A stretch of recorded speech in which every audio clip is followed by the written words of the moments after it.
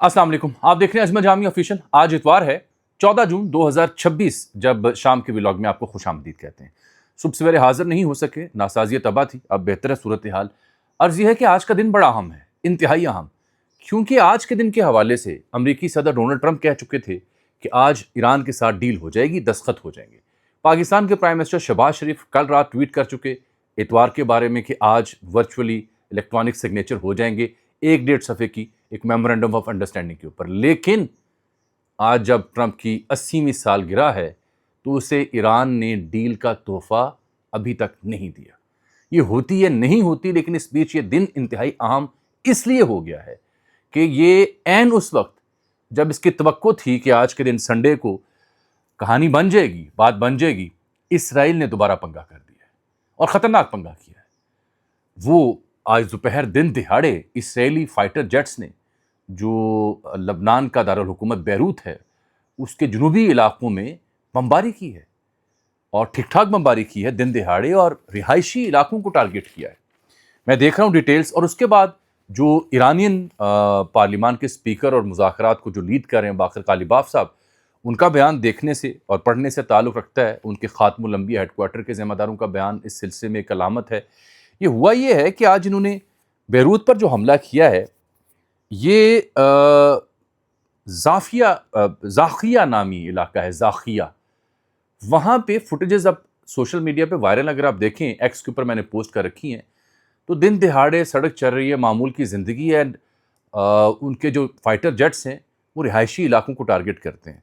ये बताया जा रहा है कि 4 बड़े मिसाइल दागे गए, तबाही और बर्बादी वहाँ पे विजुअल्स नज़र आ रहे हैं।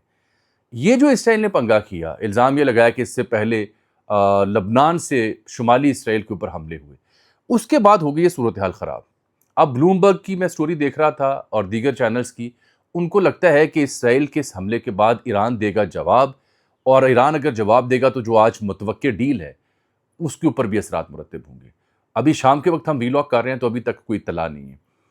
ईरान कह रहा है हो सकती है डील, लेकिन चंद दिनों बाद। असल खबर यह है, असल जो मामला है इसमें, वो जो डेप्यूटी कमांडर हैं ख़ात्मुल अंबिया हेडक्वार्टर के ईरान के, उन्होंने जो ऐलान किया कि ये जो इसराइल का क्राइम है it will not go unanswered. इसको जवाब दिए बगैर हम नहीं जाने दे सकते, क्योंकि बार बार अर्ज कर चुका हूँ कि ईरान वाहिद मुल्क है जो लबनान पर इसराइली जारहियत के ऊपर एक स्टैंड लिए हुए है, और किसी भी मुमकिन डील या मुआहदे में लबनान के साथ इसराइल की सीज़ फायर और जंग बंदी के ऊपर बात करता है। पिछले संडे, आज दोबारा संडे है, पिछले संडे से लेकर अब तक इस सिलसिले में खामोशी थी। अब दोबारा ऐन उस दिन जब डील होने लगी है तो इसराइल ने यह पंगा किया। बार बार अर्ज करते हैं स्पॉयलर्स हैं। खतरनाक खबर क्या है? खतरनाक खबर यह है कि इसराइली फौज ने, IDF ने सेंटकॉम को आगाह किया था, अमेरिका को, कि हम ये टारगेट करने लगे हैं, इस नाम पे कि हिजबुल्लाह के कमांडर वहां बैठे हुए हैं, और बाद में भी इत्तला दी गई। ये अमेरिकी मीडिया इसकी तस्दीक कर रहा है। इसीलिए तो वो बाकर कालिबाफ साहब का बयान आया सामने। वो कहते हैं कि वादों पर अमल करने की ख्वाहिश और सलाहियत नहीं रखते तो फिर मुज़ाकरात आगे नहीं बढ़ सकते। ये अलार्मिंग है। वो कहते हैं if you have no will और ability to fulfil your obligation there is nothing to talk about along the dialogue. इसके साथ फिर बात नहीं हो सकती। ये बड़ी ख़तरनाक, उन्होंने कहा गुड कॉप बैड कॉप की पॉलिसी अमेरिका कह रहा है। इसका सबूत कहाँ से मिलता है कि सेंटकॉम जो है उसको आगाह कर रहा है IDF के हमने टारगेट करना है। बारकैफ ये मैं देख रहा हूँ कि उसके बाद जो इसराइली फ़ौज के हैंडल्स हैं वो मुसलसल, और इसराइली हुकूमत के हैंडल्स वो मुसलसल ये जो लबनान पर हुआ हमला है उसकी फुटेजेस जारी कर रहे हैं। एक इसराइली ज़िम्मेदार था सिक्योरिटी से जुड़ा हुआ जिसने इसराइल का चैनल N12 वहाँ एक इंटरव्यू दिया, और वहाँ पे उसने कहा this is a shit deal, इस डील के बारे में जो हो रही है। ये मैं आपसे बार बार अर्ज़ कर चुका हूँ कि नेतन्याहू का जो सर्वाइवल है वो इस जंग में है, उसकी जो सियासी बका है वो भी इस जंग में है, उसकी जो इस्तिस्ना है करप्शन चार्जेस के ऊपर वो भी इस जंग में है। और इसराइल ने बार बार ये कहा कि डील हो जाती है तो जौहरी सलाहियत ईरान की नहीं होनी चाहिए, यूरेनियम ख़त्म हो जाना चाहिए, ये हम चाहते हैं, ये हमारी डिमांड है, और लबनान के इशू पे ये हमारा सेपरेट इशू है। लेकिन अब जब मैं शाम को वीलॉग कर रहा हूँ तो इस हमले के बाद मुझे नहीं लगता कि आने वाले चंद घंटों के अंदर फ़ौरन तोहफ़ा मिल जाएगा ट्रंप को उसकी सालगिरह के ऊपर, जो उसे तवक्को थी कि बर्थडे के ऊपर ईरान डील साइन करेगा and I will cherish it.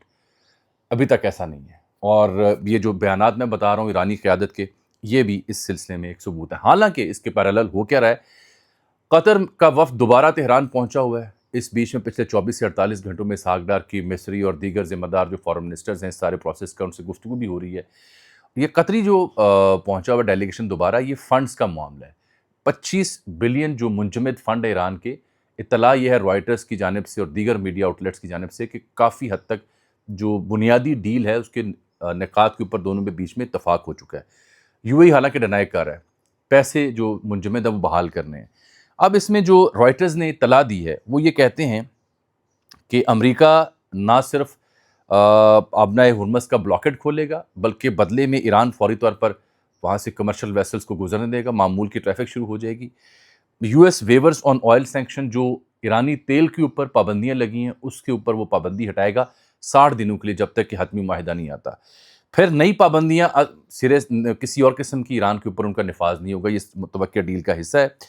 25 billion جو منجمد اثاثے ہیں وہ بحال ہوں گے، اس پہ اتفاق ہوا ہے. ڈائریکٹ کیش ٹرانسفر ہوگا. تہران جوہری ہتھیار نہیں بنائے گا، اس کی ضمانت دے گا. اور جو اصل مسئلہ پھنسا ہوا ہے یورینیم کی افزودگی جو آپ سن کے تھک گئے ہیں، اس سلسلے میں 2 مختلف اداروں کی اطلاع یہ ہے کہ وہ بھی سیٹل ہو گیا ہے. اس کے طریقہ کار کے اوپر 60 دنوں میں بات چیت ہونی ہے. وہ طریقہ کار یہ ہے کہ تہران یورینیم جو 400 ساڑھے 400 پاؤنڈز یا کلو گرام ہے وہ ڈائلیوٹ کرے گا. اس کا جو میکانزم ہے ڈائلیوٹ کرنے کا وہ ان 60 دنوں میں ڈسکشن میں آئے گا. تو یہ تو بڑا خوش آئند تھا کہ معاملہ یہاں تک پہنچ چکا اور اس حد تک اس میں پیش رفت ہو چکی. لیکن جو معاملہ اسرائیل نے کر دی آپ کے سامنے، اس کے بعد گڑبڑ لگ رہی ہے مجھے، پرابلم لگ رہی ہے مجھے. Deal is scheduled to get signed tomorrow, یہ کہا تھا ٹرمپ نے. پھر اس نے کہا سنڈے کو ڈیل ہونے جا رہی ہے. پھر شہباز شریف صاحب کا ٹویٹ بھی تھا آپ کے سامنے. لیکن اسرائیلی فوج نے، IDF نے امریکہ کو اطلاع دینے کے بعد لبنان پر حملے کیے. اب ایرانین میڈیا کہہ رہا ہے جب میں آپ سے مخاطب ہوں کہ جواب تو دیا جائے گا، جواب آج رات مل جائے گا.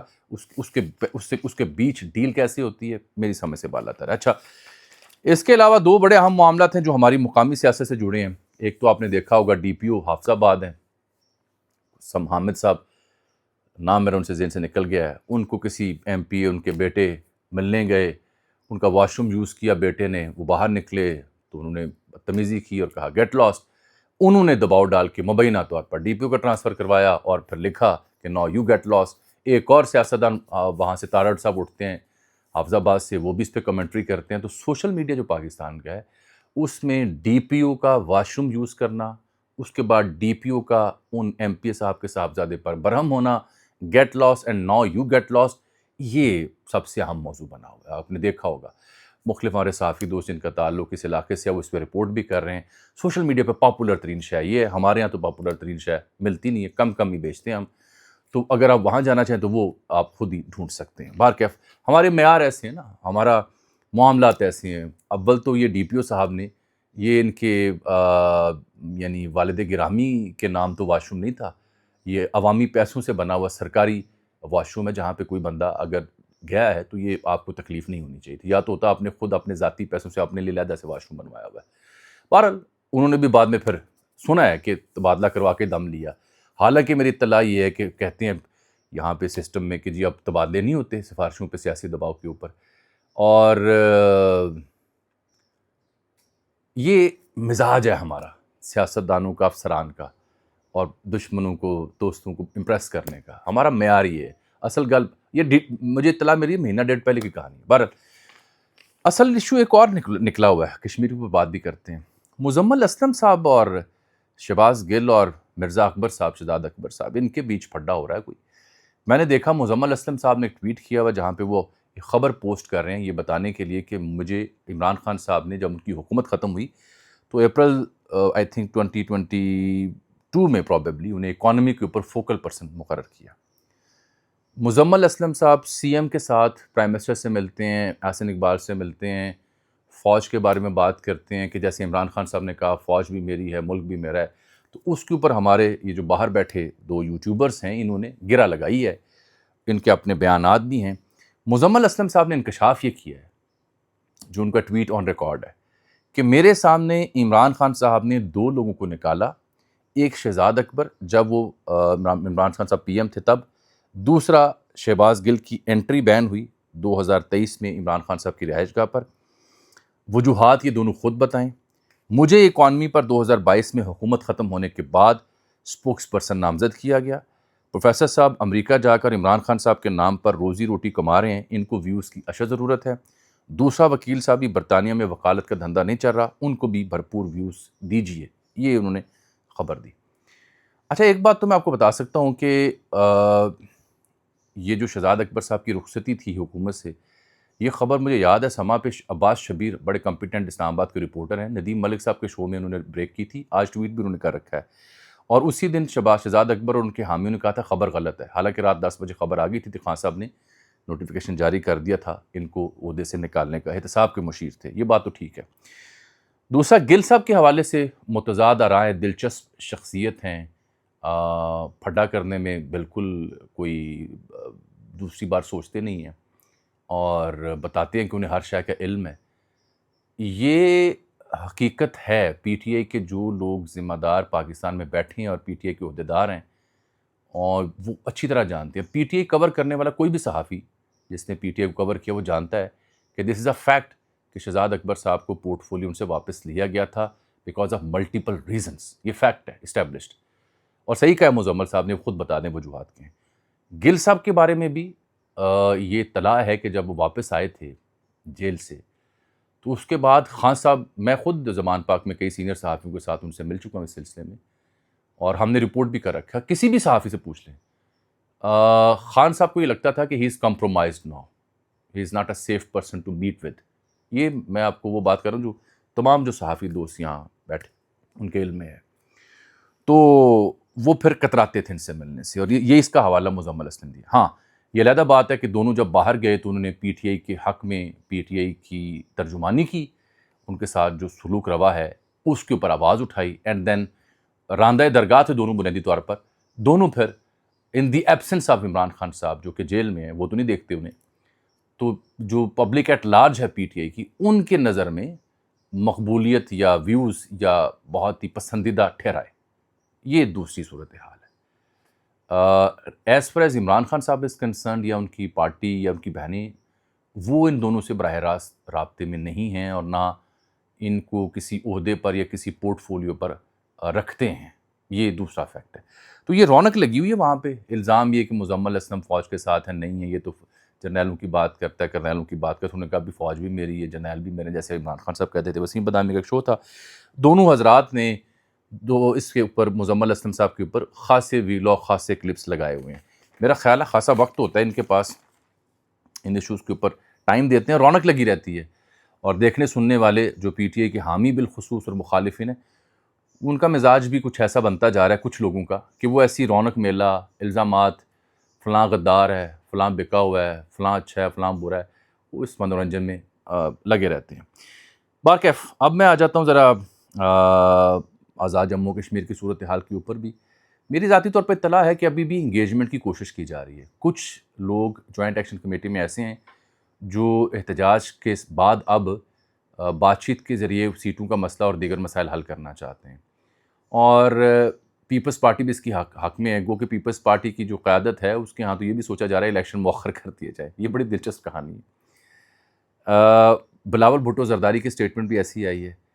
خواجہ آصف نے بھی کچھ معنی خیز بات کی, اور خواجہ سعد رفیق نے تو کمال ہی کر دیا تھا, جو میں نے کل بھی آج بھی انہوں نے کہا تھا. مسئلہ یہ نہیں ہے, کوئی صحیفہ نہیں ہے یہ سیٹیں جو ہیں 12 یا مطالبہ کسی کا, یہ بالکل اس کی راہ نکالی جا سکتی ہے. میری اطلاع یہ ہے ابھی تک تازہ کہ انگیجمنٹ از ان پروسیس ہے, انگیجمنٹ, اور اس کے نتیجے میں جلد آپ مذاکرات ہوتے دیکھیں گے اور کوئی حل دیکھیں گے. یہ جوں کی توں صورتحال اب نہیں رہنی. ہاں ایک ڈیولپمنٹ یہ ضرور ہوئی کہ برطانیہ میں ایک صاحب ہیں شیخ عمران یا عمران شیخ, یہ ہیں تو میرا خیال وہاں برمنگم میں ایک ریلی ہو رہی تھی, تعلق ان کا میرا خیال میرپور سے, یہاں سے. تو انہوں نے برمنگم میں جو ریلی نکلی تھی 10 جون کو, تب انہوں نے بڑے بڑے دعوے کیے تھے, آئی جی سے لے کے سیکٹر کمانڈر جو بھی ہیں, کہ ان کے سر کے اوپر کم قیمت رکھی تھی انہوں نے, کو 10 کروڑ کی غالباً. تو ان کا تازہ بیان آپ دیکھنا چاہیں تو ٹویٹر پر موجود ہے. موصوف نے کہا جی کہ میں باقاعدہ معذرت کرتا ہوں, جس بات میں آ کے بات کی اور میرے بیانات کو پھر سوشل میڈیا نے اچھالا خوب, تو میں واپس لیتا ہوں, میں معذرت چاہتا ہوں. اس طرح سے ایک چودھری وحید صاحب ہیں, یہ سانت ککھری کے علاقے سے ہیں. ان کا بھی بیان نشر کر رہے ہیں حکومتی حامی چینلز کے، وہ بھی کہہ رہے ہیں کہ میرا فلاں کمیٹی سے کوئی تعلق نہیں ہے۔ یہ اس ساری پروسیڈنگ کا ایک حصہ ہیں، جزو ہیں۔ فیصل ممتاز راٹھور بھی اس سٹیٹمنٹ کو جو عمران شیخ نے جاری کی اس کو کوٹ آرٹی انہوں نے کیا ہے اور کہا ہے کہ ابھی مزید کنفیشنز آئیں گی۔ خواجہ سار رفیق نے البتہ کمال کیا ہوا، آج انہوں نے اس پہ بڑا اچھا سلوشن پیش کیا، انگیجمنٹ کی بات کریں۔ ایک خبر میں نے آپ کو جانے سے پہلے دینی ہے، وہ خبر چھپی ہے میرا خیال ہے جنگ میں، سوال ظافر صاحب نے خبر لکھی ہے۔ وہ کہتے ہیں اڈیالہ جیل میں قید بانی پی ٹی آئی جناب عمران خان صاحب نے جناب سہیل خان آفریدی سی ایم کے پی سے ملاقات سے انکار کر دیا ہے۔ اڈیالہ کے اندر حد درجہ قابل اعتماد ذرائع نے انہیں بتایا کہ ملاقات اگر کروانی ہے تو بہنوں سے کروائیں اور سلمان اکرم راجہ سے کروائیں، کیونکہ سہیل جو ہیں وہ ساز باز کی نظر ہو چکے ہیں جیسے علی امین گنڈا پور ہو چکے تھے۔ یہ انتہائی حد درجہ قابل اعتماد ذرائع جناب اس سوال ظافر صاحب کی ہو سکتے ہیں، میرے تے تاڑے تے نہیں ہے گے، لیکن خبر دلچسپ ہے، پڑھ کے سنائی ہے۔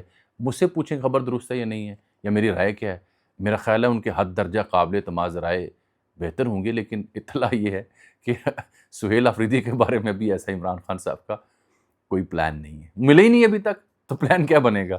ملاقات ہی نہیں ہوئی، انہیں پتہ ہی نہیں ہے، he is not been allowed to see any one, تو انہیں کیا پتہ کیا ہو رہا ہے؟ سو بس ان کے انتہائی قابل اعتماد ذرائع جو ہیں ان کو سلام پیش کرتے ہیں۔ بھارت کا ایئر فورس کا ایک AN-32 طیارہ کریش ہو گیا کل ہفتے کو، اس کی فوٹیج آ گئی IAF کی۔ یہ لینڈ کر رہا تھا رن وے کے اوپر آسام میں جوڑہٹ کے علاقے میں، تو فوٹیج دیکھنے والے کہ وہ لینڈ کرتا ہے، یہ ویسے ٹرانسپورٹ کے لیے تیار ہوتا ہے، لینڈ کرتا ہے اور وہ رن وے سے یعنی کھبی کھا جاتا ہے، ونگا ہو جاتا ہے جیسے پتنگ ہوتی ہے، اور وہ گھاس والے علاقے میں جاتا ہے اور پھر اس کی ٹیل اوپر اٹھتی ہے اور سر نیچے دھنس جاتا ہے۔ 5 اس میں لوگ مارے گئے، اسکواڈرن لیڈر تھا وہاں پہ پرشانت سنگھ۔ یہ یوکرین سوویت کا طیارہ ہے، 1984 سے ان کے استعمال میں ہے، ٹوین انجن ٹرانسپورٹ طیارہ ہے۔ بھارت میں ایئر فورس کے حادثات بہت زیادہ ہو رہے ہیں، اس سے پہلے آپ نے مارچ میں بھی دیکھا ہوگا ان کا ایک سخوئی طیارہ گر کے تباہ ہوا تھا ٹریننگ کے دوران۔ یہ دوبارہ ایک واقعہ پیش ہے، 5 لوگ اس میں مارے گئے ہیں، ایک اور ڈیمیج ہوا ہے انڈیا کو۔ مجھے اجازت دیجیے، ہم اس پہ نظر رکھیں گے کہ کیا اب ڈیل اب بھی ہوتی ہے اسرائیلی حملوں کے بعد یا نہیں۔